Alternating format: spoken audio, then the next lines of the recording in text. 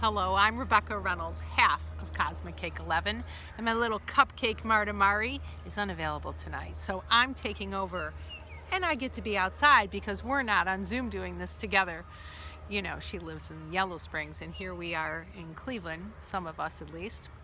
So today, I'm going to be talking about something that I should be an expert on. Can call myself an expert on, and that's Mercury in retrograde. And here's why I will call myself an expert, at least on the effects and what it does. Because I'm a Gemini with a Virgo rising. My oldest daughter is across the chart from me is Sagittarius, so I know she's influenced by this as well. My middle daughter is a Virgo, and my youngest has her moon in Gemini. So you can imagine what it was like in our house with Mercury in retrograde. So I'm going to give you the not so common tips and tools on how to negotiate retrograde, whether you have a sign that is very strong in Mercury, meaning it would be an ascendant or a moon or your sun sign. Either way, you have Mercury somewhere in your chart and are impacted by this and have probably been feeling it for a while, depending on how strong it is in your chart. So here's the not so common ways to handle it. Do not talk at all until June 3rd. No, better yet, June 10th. I'm kidding. Although, maybe a silent retreat would be good for you. Maybe getting away to an island, a private island where you're not speaking to anybody. Or even better, just close the door to your room and have people slide notes under it. But don't respond, because responding would be writing something, and that would be part of Mercury too. So here's the real tips.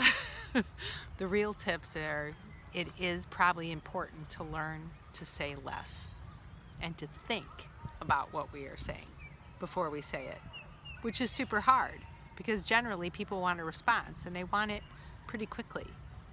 But for now, and until really about the 10th, like a week after retrograde ends, which is on June 3rd, it might be a really good idea to be a little more silent, to go within, to listen to your heart, to not worry so much about what people are saying and look at their shoes instead. We need to judge people by their shoes. I'm sorry. This Mercury in retrograde already has me on the silly mode because I'm trying to play the game of life and not get so serious about the fact that, you know, it does have influence on it, but it doesn't have to have as much influence on us. So if you want to play this game of life, and Marta and I really have a lot of fun playing this game of life in our kooky little cake way.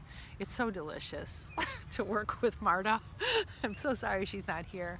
She'd probably be on the floor rolling around with the dust bunnies. Anyway, back to reality. Mercury in retrograde. Shh, just don't say as much. Before you talk, think about it a little bit. Ponder. Ponder's a good word. Ponder. Get outside a lot because nature speaks in a completely different way.